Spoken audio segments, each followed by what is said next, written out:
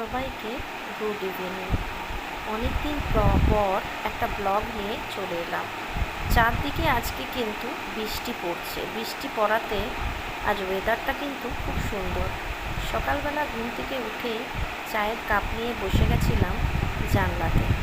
এত সুন্দর ওয়েদার, পুরো মনটাকে একদম মুগ্ধ করে দিল।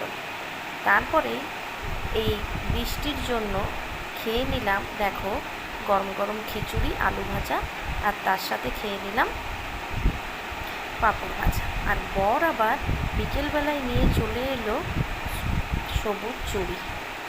আমি কিন্তু ওকে বলিনি, শুধু বলেছিলাম দেখো এফবিতে কিন্তু একটা ট্রেন্ড বেরিয়েছে, সবাই কিন্তু সবুজ চুড়ি পরছে।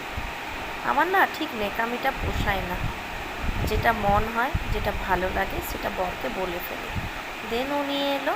তো আজকের ব্লগটা এতটাই। আসছি।